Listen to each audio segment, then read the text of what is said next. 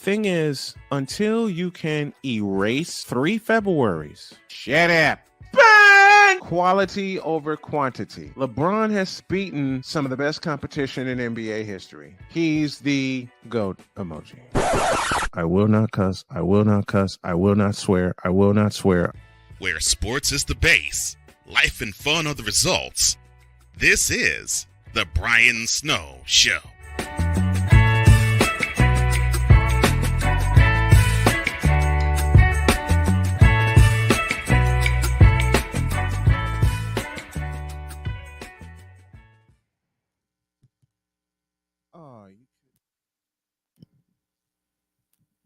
Okay.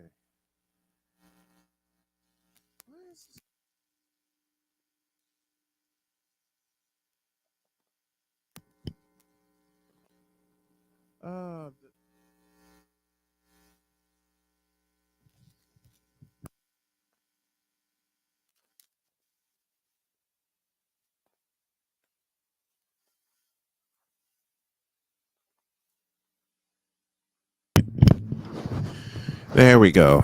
My fight with technology continues. Good afternoon, everyone. Sorry for the technical difficulties with my microphone. Welcome to the Brian Snow Show on this Friday.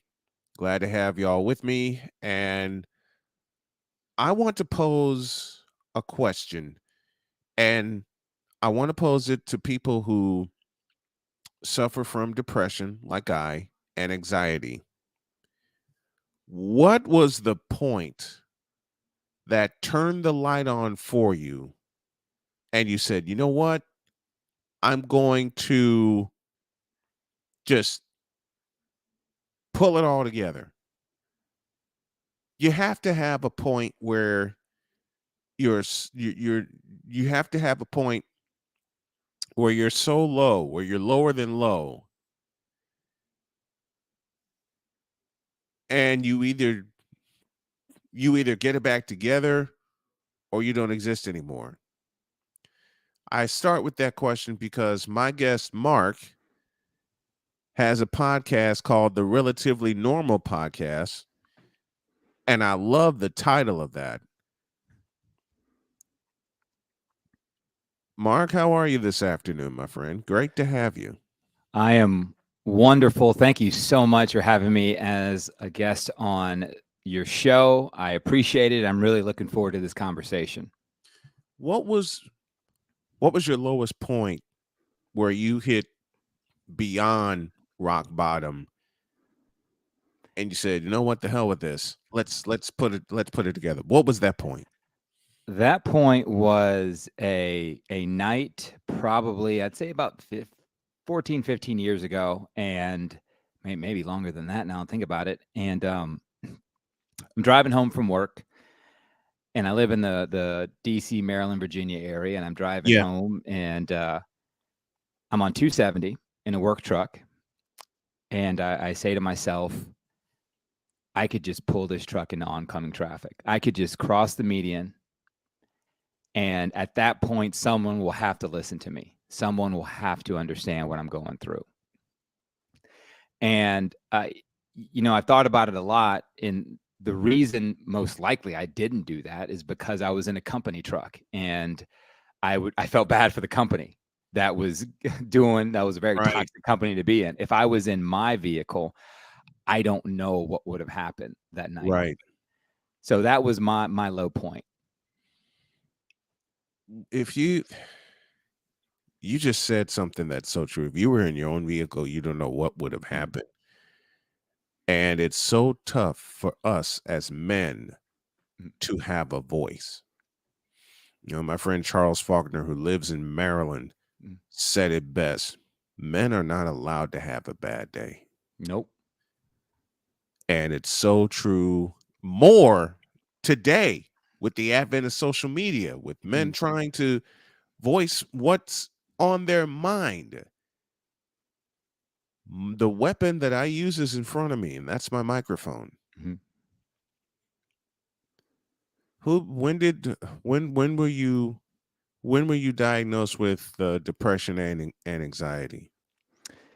So the funny part about that is when we go through things in our life, like we really need to hear those words. We really need to hear those words, because we will find ways to say we don't have things we are being affected with. And I remember the first time I heard it, I was a young adult. I was it was shortly after that thing I just told you about. And a therapist actually said the word depression. He said, "You are suffering from depression." And it was the first time I heard it and listened to it, and I felt it hit my body. Like I felt it hit my body. Because we'll use the word and we say, "Oh, I'm so depressed that my team lost," or "I'm so depressed," Right. Use it. But the moment that we suffer from depression, it takes on a life of its own. And I heard that, and I said, and I think he may have seen something in me, or I perked up a little bit, and he kind of gave me that look like, yeah, like, yes, that's what you're telling me, what you're going through, constantly sad, constantly can't see a bright spot in things, thinking you're a failure over the smallest things. Yep. And he's like, all right, we have a starting point. Like, we have a starting point. Now let's work on seeing what your triggers are, and let's work on what some coping mechanisms for you. What set me adrift in depression, 2 events.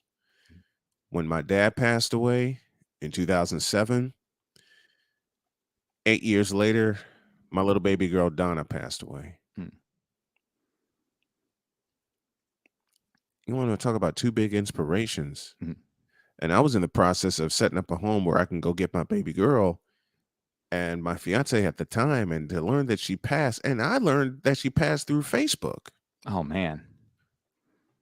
You want to talk about something hitting you like a ton of bricks? And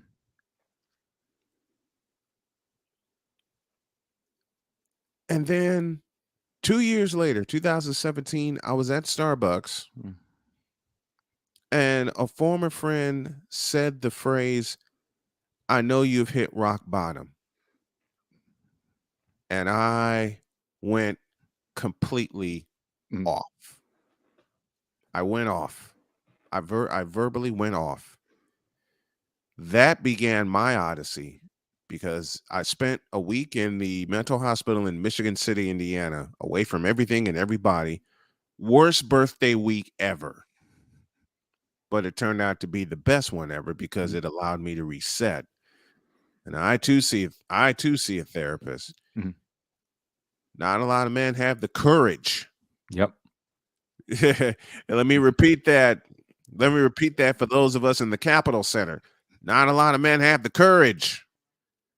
Matter of fact, more to the point, a lot of men are, here it comes, discouraged from seeking therapy.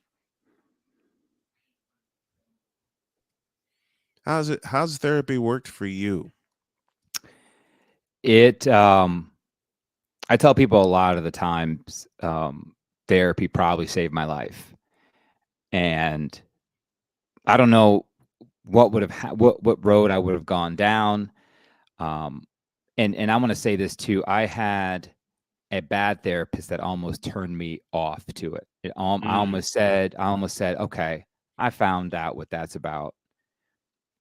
Not for me. And that little voice in my head kept saying, "You're still going through these things. You're still feeling this way. Nothing in your life is going well." In my head, nothing in my life is going right. And I literally said, "Try one more time. Just try one more time."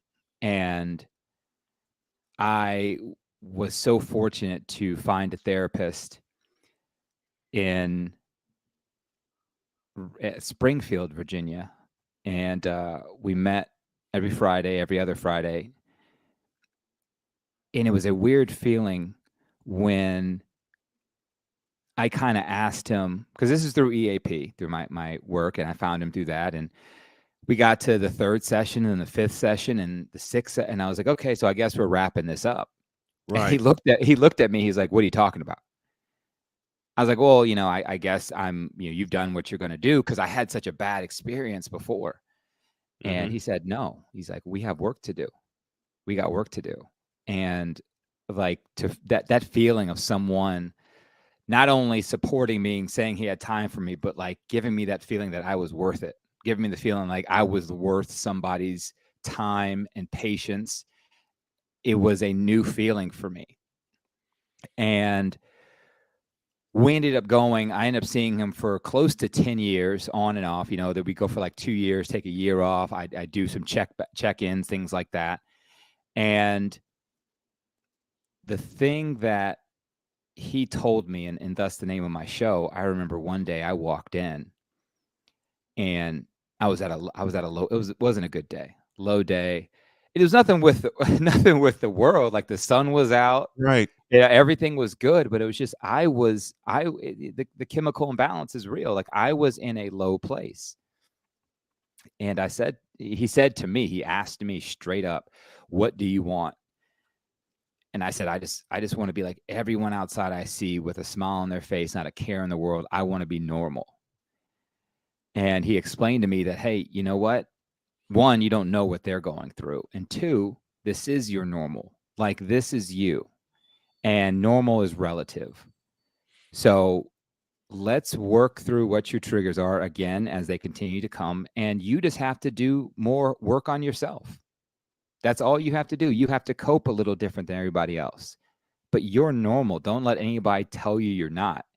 And that stuck with me for so long. It's still with me to this day. Like I'll never, like when my kids talk to me, or when someone calls me and says they're feeling out of whack and they want to be like this person, want to be like that person. They want to be, it's like, no, this is you. This is you. Embrace it.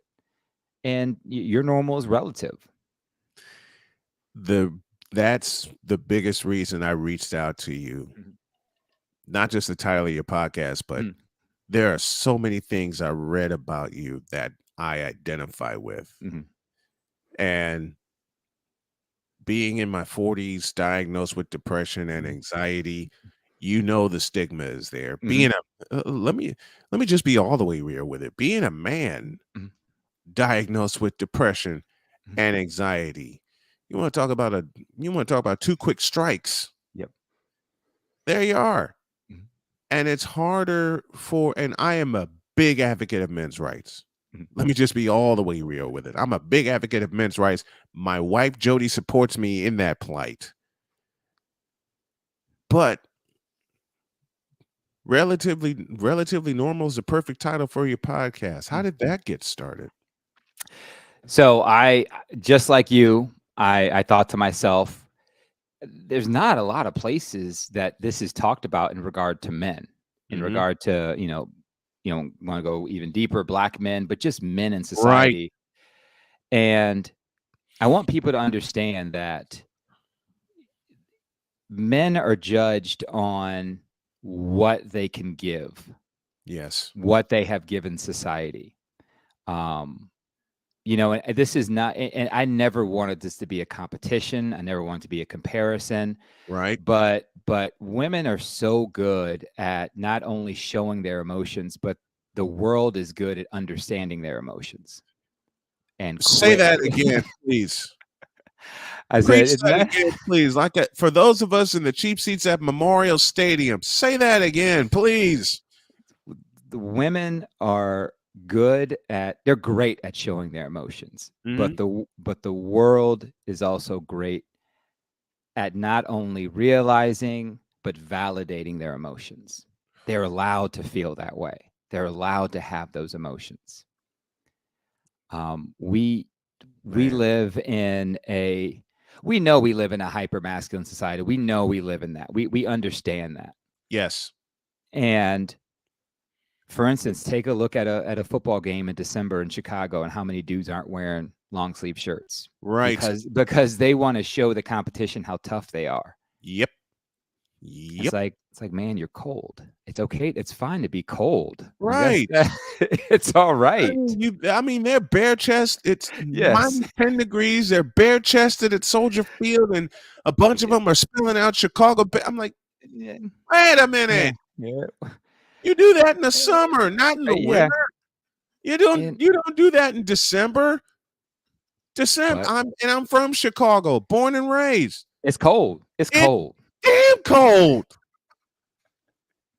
It's not just cold, it's damn cold. What the hell am I going to put a C on my chest in -10 degree weather in front of 65,000 people? And you know Fox Sports is going to catch that. Oh, they're going to love it. They're going to love it. They make you know Fox Sports is going to catch that, given the fact we're on in Atlanta on WQEE, the folks at the Mercedes-Benz Stadium are going to love that. But Mercedes-Benz Stadium, their roof can close, but it does get cold in Atlanta. Not like Chicago, but doggone, why are you going to do that? You know, I always wondered about that, and I always thought to myself, like, when I get cold, I cover. At no point do I want to go. Now, I will say this: like, there are some reasons for cold therapy, and I will go out, and that's a totally different thing. That's me working on my body. Much so. Very much so. But in this hyper masculine society, like, men not only get judged by the opposite sex, but we get judged by other men. And we and other men say, "Oh, I don't want to hang out with that dude. He's soft. Like, you know, he was crying. He was like, that dude." And the thing about it is that, how am I getting judged for having human feelings? How am I would love to tell everyone that I can control everything that I feel, but I can't. This is me. This is who I am. Exactly. And I started the show because I figured, what better way than a 6'5", 235-pound black man talking about his feelings for other men to say, he's doing it. Maybe I can do it. Boy, I understand that. Being 6'5" myself, 240 pounds. And I just got done kicking cancer's ass. Oh man, congrats. I'm not supposed to be here. I had stage 4 pancreatic cancer. Oh wow. I'm supposed to be in a box. And that's exactly what Duke University Hospital told my wife. To get your affairs in order because the tumor's inoperable. And in lieu of swearing, my wife said, none of that.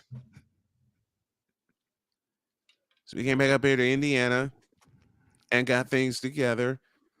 Met my oncologist. He made a phone call.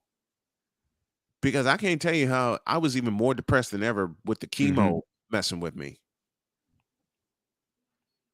And here I was thinking, okay, the chemo's going to save my life. Wrong. Dead wrong. And this is coming from a guy who lost both his parents to cancer. I lost my dad to prostate cancer, my mother to breast cancer. I thought for the longest time, I'm next in line. The person that saved my life, Jody, my wife. Actually, I credit my daughter Sonia. When I took a fall, she called 911, discovered there were blood clots in both my lungs. Oh man. That led to them discovering a mass on the left side of my abdomen, and us not wondering where it was or where it came from. And then that's when the diagnosis came down. When I got that diagnosis, and it was 2 days before my birthday in 2021, you want to talk about a sucker punch? Mm-hmm. I mean, I just got over the blood clots. I'm just getting back connected and getting back into working out and everything. And then pow, I get that.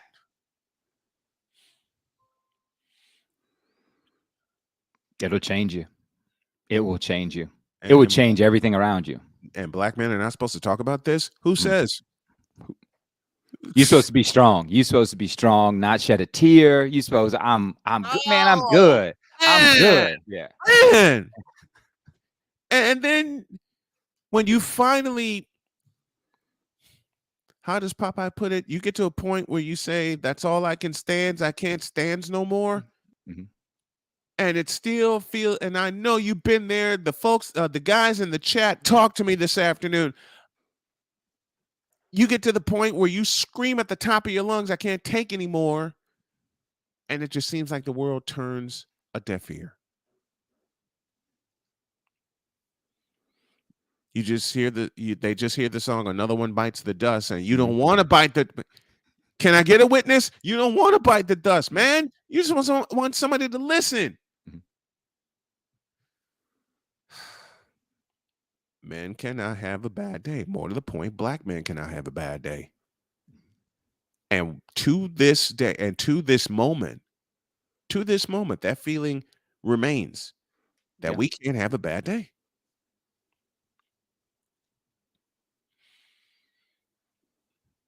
How do you cope? What are some things that you do to cope and to keep you afloat? The biggest things that I have done in my life, and listen, I've tried everything. I've tried the meditation, I've tried the mindfulness, I've tried the breathing, get outside, all that stuff. And for the most part, they, especially if it's sunny outside and you get outside and the sun hits you, like it's hard to stay in that state once the rays start hitting you. However, like me, I got to go back inside and work. So yes, sir.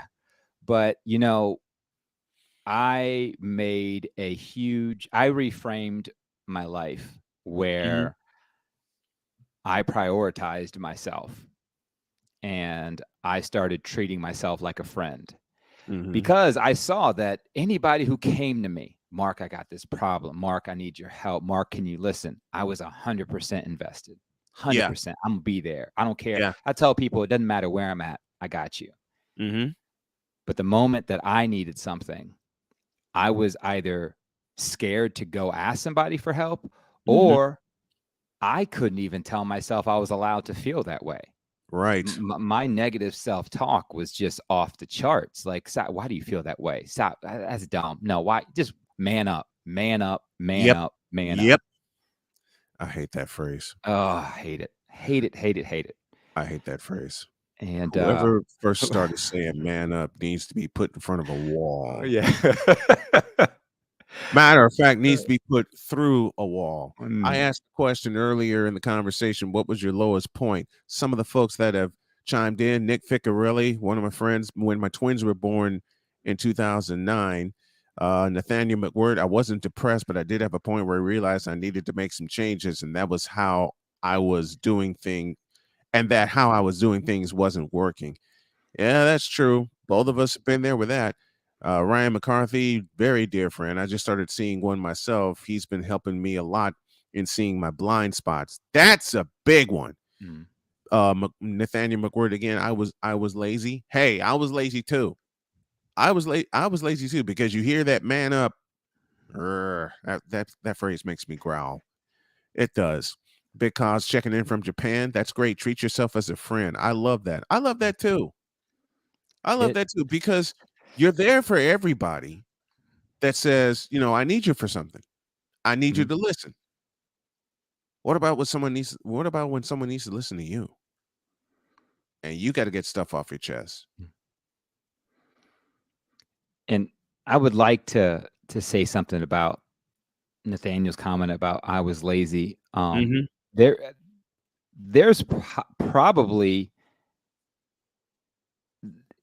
honestly, a lot of us, we think we're something when we're not. Like, the thing about depression, and I think people need to understand this, is it's a very selfish mental illness. It's we think Yes. we are everyone's problem. It's on us. We have to do it. We're the problem. We're not doing this. We're not doing that. We're lazy.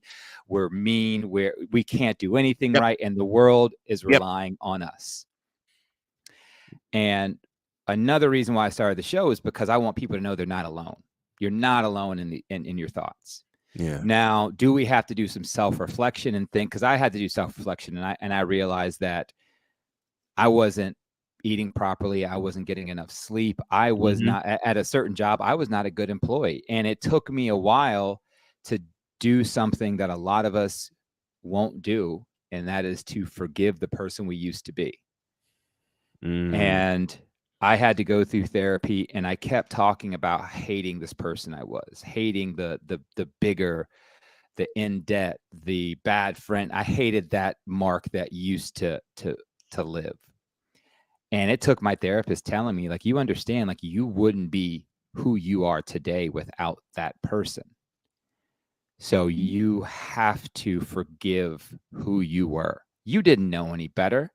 And even if you did, you were trying. So before we say the words, I was lazy, I wasn't a good friend, I wasn't a good son, a good husband, a good all those stuff, forgive that person.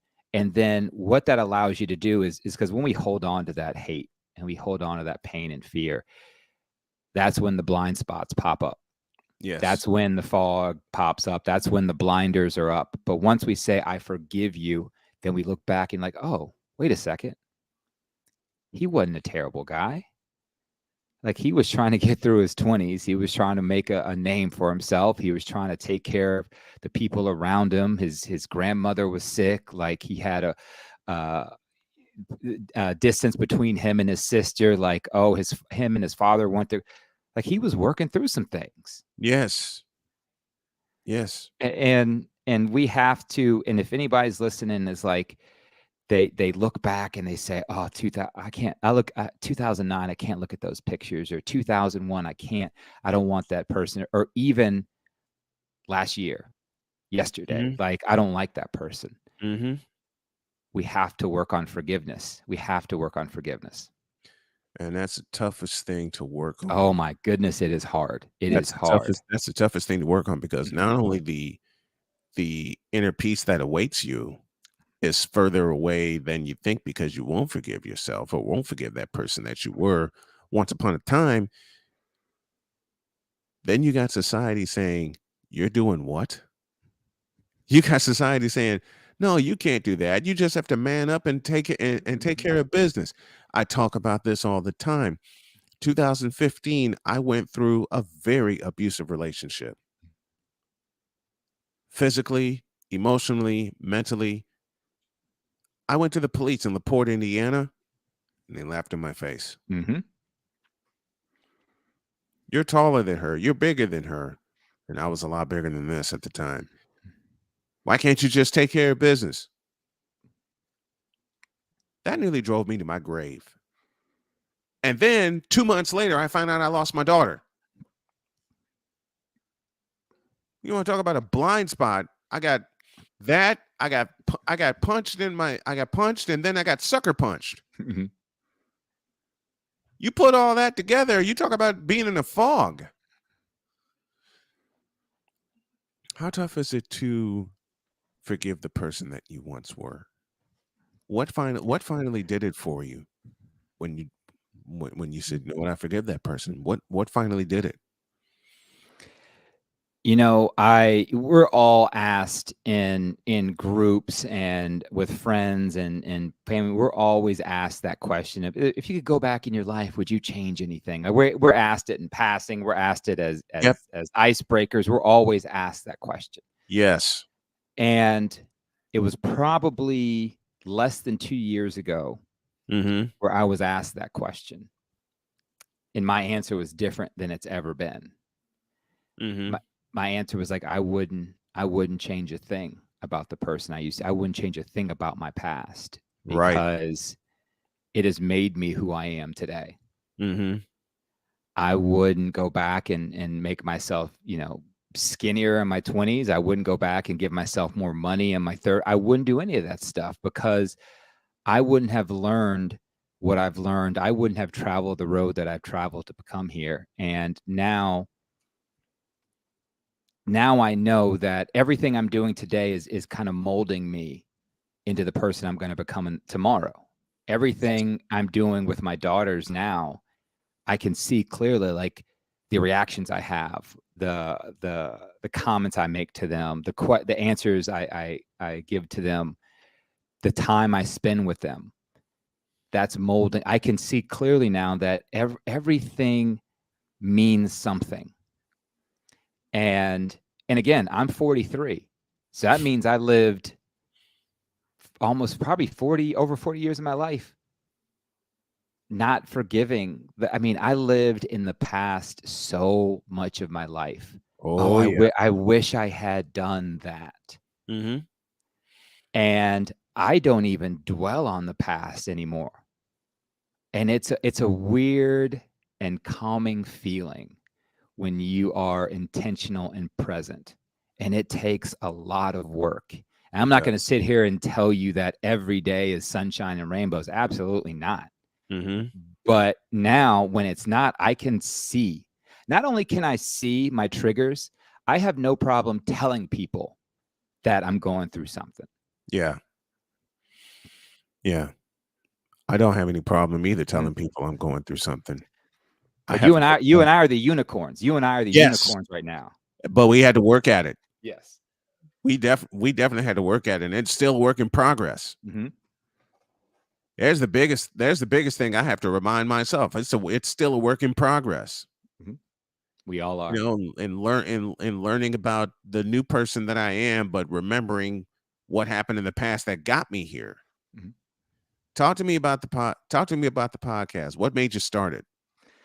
So I wanted to, find a place where men would feel comfortable talking, and the thought of it was, I really didn't have a plan for it other than as another coping mechanism. Like, I had some good breakthroughs in therapy, and I had talked to my therapist about the conversations I was having with other men. Like, I literally was in conversations I was having at work, and I had led a few talks at work about, leading with empathy and making sure empathy was on the front of everybody's mind when it came to work, because I was learning more about burnout and stress at work. And so many people were saying that work was the number one cause of their anxiety and stress.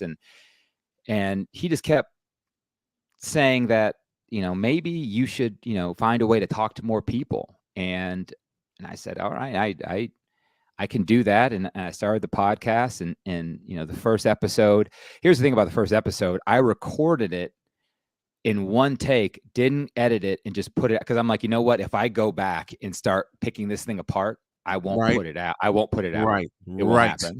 Yes. So I remember I spoke into the mic. It wasn't this one. It was a much cheaper one. Yeah. And then I finished recording. I uploaded it, and I was like, yeah, I'm putting it out. I don't care. I'm putting it out.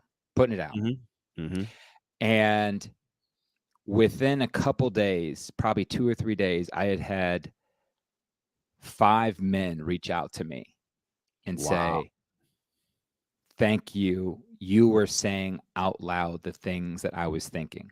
And I told myself, that's exactly why I'm doing this. That's exactly, like, that's the validation I needed at that point. I don't know what would have happened if I hadn't gotten any feedback or anything like that, but all the feedback I got was, thank you. Mm-hmm. And the first episode was, I think it was titled, Be a Friend. And I was talking about how we all have cues that we give off, and we all use the question, how you doing, in passing, and Yeah.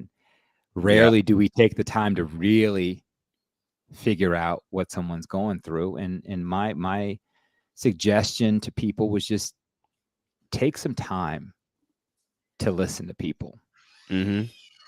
and you'll be amazed how you can change somebody's outlook on their day, on their Absolutely. week, on their, oh, Mark took time out of his day. He took 15 minutes just to talk to me. My mom is sick and I have nobody to talk to, and I still got to get this work done. And Mark shut off his computer and told me to sit down and have a discussion with him and let me know that he was here for me. Mm-hmm. It changes people. It changes. does. Words matter. Words matter. For years, what's the phrase? Sticks and stones may break my bones, but words will never hurt me. That's a lie. It's a lie. That's a lie. That's And that's one of the biggest lies out there. And the reason people say that is to kind of, it's a defense mechanism against a reaction to someone. Yep. It's someone has hurt you and you try to tell yourself, oh, they can say what they want to say, but it's not going to hurt. No, you're hurt. Yes. Yes, you are hurt. You're hurt, and you just got popped in the mouth verbally. Mm-hmm. Now, wait a minute. You're supposed to be a friend. You're not supposed to do that. Mm-hmm. That's when you really find out how some people are. Yep. You want a coping mechanism. When someone insults you, you find out who they are. Mm-hmm. And right there, you're given a choice: keep dealing with it or walk away. I walked off. I've learned to walk off. I can't tell you how much smaller my circle has gotten since I've become more in tune with my feelings. Amen to that. I used to let people say anything to me, and in my head I was like, oh, well, I mean, that's them, that's not me. Like I'm gonna be all right. Like, but then you start to realize that this person isn't a good, if this is how you treat your friend, I never want to be your enemy. Exactly. Like, so we'll cut this person. And when I say cut them off, I'm a big proponent. I don't need, resolution. I don't need, something to come to an end. I don't need that. Like if it's time for me to move on, it's time for me to move on. I don't need to, hey, let's talk about this and let's just figure out where I don't need that. Like if you have done me wrong or done someone close to me wrong, like unless you are prepared to say, I messed up, it's on me, like how do I repair this? Mm-hmm. And I have, like, I'm protecting my peace. I am protecting my peace. And listen, I'm my own friend now, remember? I've learned how to do that. Yes. So I'm gonna be all right. So my circle has gotten so much tighter, and it simplifies everything for me. It really does. Yeah, so that's a huge part of, and I here's the thing, like if I mess up, if I say something wrong, because I'm quick-witted and I'm joking around a lot of times, and sometimes I've caught myself like responding to a text like real witty, and somebody on text is like, hey, they're really going through something. It's like, oh, my bad. Like I'll call them directly and be like, listen, that's on me, my bad. Like I will eat crow every day of the week. Same. And I don't understand the people who think they're too good to apologize. And this is another masculine thing. And I've heard this. Yes. Never admit that you're wrong. Never admit that you're wrong. Bruh, how does someone, like, how big of a narcissist someone has to be Right. to live that Live way. that way. Thank you. You know, I borrow from Ron White, and Jody and I make this joke all the time. But when we hear something like that, we just look at each other and go, "That's profiling," and profiling is wrong. What made me cope with my depression, and I'm almost to the point certain I have ADHD. Laughter helps, and it was just until recently I realized that's why Jody jokes around with me so much, to keep me laughing, and I return the favor. I joke around with her. Y'all know how much laughter can help? How's it helped you? How's it helped you? How does laughter help you? And I see that smile, and I love seeing that smile. Yeah. How does laughter help you in your daily life? I look at this is going to sound bad, but I try to make a joke out of everything. I really do, because I only have a finite amount of times around the sun on this Yes. earth. There's only a I don't know when that day is going to be, but I know it's limited. I know it's Yep. so I like to have fun, and I like to bring smiles to people's faces. Mm-hmm. And if you don't believe that laughter can just change a room, like there's been so many times when I have been upset at my kids for not picking up their clothes or not turning off whatever it is, Right. and one will pop Right. off and say something quick-witted, and my wife and I just look at us like, and we'll just start laughing. It changes the mood. It changes the room. I got my wife involved in creating the opening for my show because she said so. I was stressed, Mhm. but I heard her say something in a certain voice, and I laughed out loud. Mhm. I said, "Baby, can you record something for me?" And she says, "What's that?" And I wrote down, I wrote down, "Mister, will you please wake up?" Because I adore Jody for, just out of the blue. "Mister, what are you doing?" And that would just get me going. I said, "All right, she's got to do it." I said, "Can you record this?" And she just looked at me with that evil smile, that Mhm. evil joking smile. "How do you want it?" I said, "Just do." I said, Mhm. "Do it the way Jody can do it." And all of a sudden, I turn the recorder on and I hear, "Mister, will you please wake up?" Died laughing. Died laughing. Mhm. Patrick Voss joining us from Chicago. What's up, Snowman? What's up, Patrick? Good to see you. Mickey Delaney, good to see you. Joining us from the Pacific Northwest. Having fun, and I know I'm going to butcher your last name, Mark Payzant. Is that right? Close. Payzant. Payzant. Yeah. Yes. Payzant. Mhm. Mark Payzant and I discussing depression, truly bouncing back from it, and how big laughter is. Mhm. I remember I did a baseball series with my friend Mike Ventola, and he comes up and he's explaining how he does his broadcast, Mhm. and I won't say it here. He says, "I want to be out of here quicker than blank through a goose." I start laughing, and he has this shocked look on his face, and he goes, "I'm so sorry."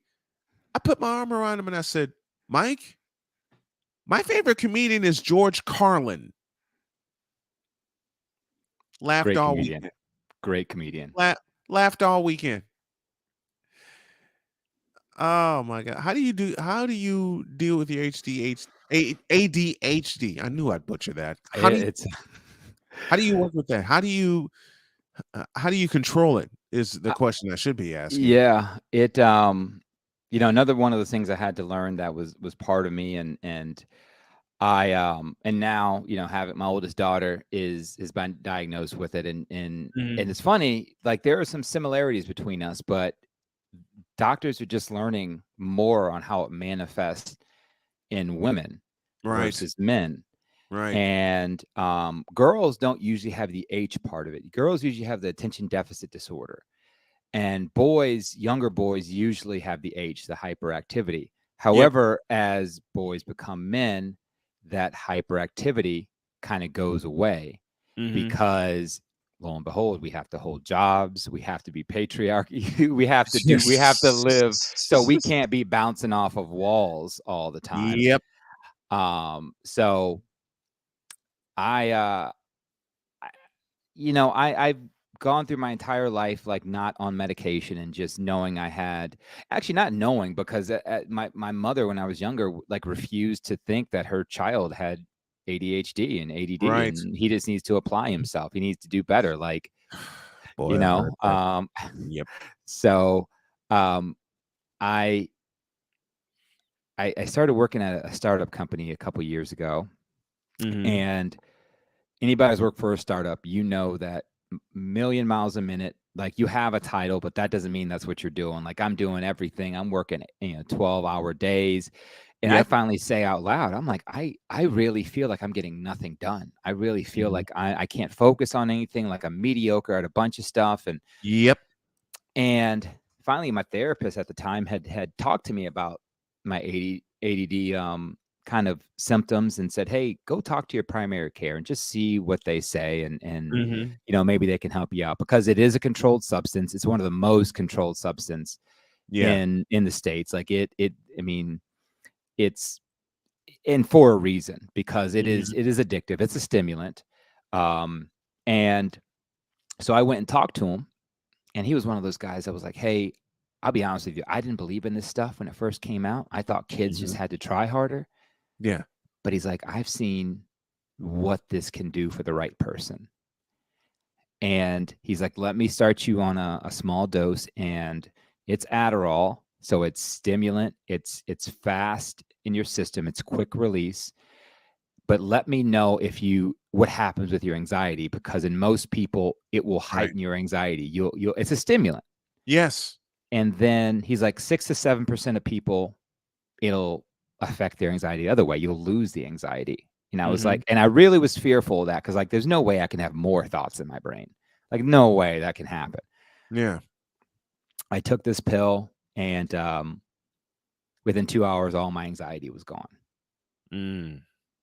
I was able, like, I had this focus that I've never, ever had before in my life. It was like I was looking through sheer curtains my entire life, and they were just pulled up. And it's like, oh, that's what the color red really looks like. Oh, that's what a dog actually sounds like. Everything was so much clearer, and I was focused, and it was amazing. And so since then, and this is a little over a year ago, probably a year and a half now, I've been on a small daily dose, and it really helps. And the reason I like it the most for me is because it really helps with my anxiety. Like if I needed to like focus on my own, like I could do the whole, all right, lock myself in a room.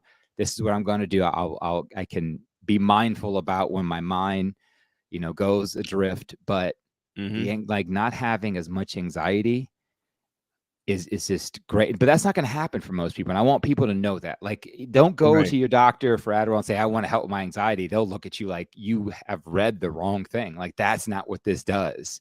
Right. But yeah, it's and to start taking it again in my 40s and thinking, wow. But again, it is what it, like, I'm here now. Like I'm here now. Like I'm cool with where I'm at now. I'm not going to dwell on the past and say I should have been taking this when I was 21. Right. No, this is I'm here now. And that's the thing. The path that you walk is the path that you walk. You can't change anything. I had to learn that after Pops died. He told me stay busy. That was one of the best pieces of advice I ever got. I cannot do the opposite. I have to stay busy. I cannot tell you. Yes. I got to. I have to stay busy, man. And when he gave me that advice, and then later on I lost him, internally, I snapped because my hero was gone. And that kind of turned the light on for me. And it's taken till now for me to really realize what my dad was saying to me while he was taking his last set of breaths. I just think about him taking his last breath. I never thought about until recently him telling me, "You stay busy. I'll be okay." I can mask it by saying, "Oh, that's my dad telling me he's going to be all right and telling me to stay busy," but I never really grasped what he was saying to me. I never really grasped that until recently. And now it's like, okay, I got my dad's spirit in me. Mm-hmm. I can't do the opposite. I have to stay busy. This reminds me of him. This reminds There's me. two things that my dad told me. One being, and my dad's still with us, so I talk to him a couple times a week. One, of course, was stay busy. A lot, too much stuff is done in free time and stagnant time. Like stay busy, keep yourself busy, and Right. that also can you stay in that growth mindset if you're Mhm. continually keeping yourself busy. And the other thing he told me, which I keep to this day, and even though I'm talking to you on this show and I'm opening up about my emotions, things like that, but he told me keep things close to the vest. Yeah. He's like, don't be the guy that just opens up to the world about personal stuff. Now, I will talk on my podcast about times I've been low. I will Mhm. talk on my podcast about men opening up. However, I've seen too many times where I've met people and within hours, I'm learning their deepest, darkest secrets. Yeah. And Yeah. that I don't know if those people realize, like, you're telling me that I can't tell you anything. You're telling me that I can't trust you with anything. Because if Mhm. within a couple hours, within one night of going out and grabbing beers, within a week of us even knowing each other, you're telling me some foul stuff you've done or some foul stuff your friends have done or things you've been Right. involved, like, all Right. right, well, that so to this day, like, I always stay, like, people see this persona of me and it's like Mark opens up, Mark's a good guy. Like, yes, I will listen and I will be a good friend. However, don't expect me to just tell you about everything in my life or my friends' lives or things like that. Mhm. Like, I Mhm. have more respect for myself than to do that. Ooh. This has been a powerful conversation. Mhm. And Mark Payson has joined me, not just for a conversation, but he is a friend. Mhm. And I consider you a friend with everything that you've gone through. And you've come out on the other side. Mhm. I asked a question earlier, what was your lowest point? And I mentioned two of them for me, losing my dad and losing my daughter, Mhm. my abusive relationship in 2015, and then getting diagnosed with stage 4 pancreatic cancer. You want to talk about a man going through a grand slam of events. Mhm. But the event that lifted me up out of the hole was February 15th of this year. Had a routine exam and a routine follow-up with my oncologist. And he's asking, how's it going? And I also did an MRI a couple weeks earlier, and he was reading the results of the MRI. He said, we saw spots on your liver. We don't see them anymore. Working on the eye exam also. And my wife said, we're waiting until April 4th because that's the 1-year anniversary of my surgery. We're waiting to April 4th on April 4th to give us the news whether or not we're in remission. And Dr. Raghunath said out loud, the remission has started. Mhm. You want to talk about a 50-year-old man dancing around the office like a 10-year-old, celebrating like I'd scored the winning touchdown or the winning basket? And before I broke out in dance, I said, say that again. He says, you're in remission. The remission's already started. I was dancing like a fool internally and externally all the way home. If you don't think you can beat anything, if you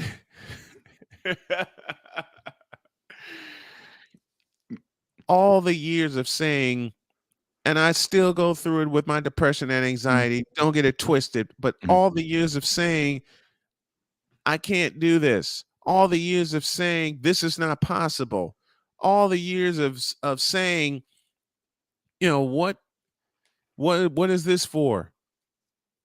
All of that, for the most part, disappeared on February 15th when I got that piece of news. So now my wife and I are like, screw this. We're going to work hard and get the heck out of Indiana. I'm like, baby, that's what I needed to hear. Because she said, we want to be sure you're in remission and that you're doing okay before we get out of here. Well, guess what? We got that news. I looked at Jody and she looked at me. And we were both like, oh, it's on. And we both were like, oh, it's on. That is amazing. That is, I love to hear it. I love to hear it. And me and my girls, we have one saying, and we say, whether you believe you can or you can't, you're right. Yep. And my daughter will repeat that to me daily almost, whether it's schoolwork, sports, whatever. And it's the mindset. You have to, it is. You have to believe in what you're capable of. You must. You absolutely must. Mark Payson joining me here on the Friday edition of the Brian Snow Show. Man, I'd love to have you back on. I'd love to be back on. This was great. I had a lot of fun. I had a lot of fun too. God bless y'all. We'll see you Monday. Where sports is the base.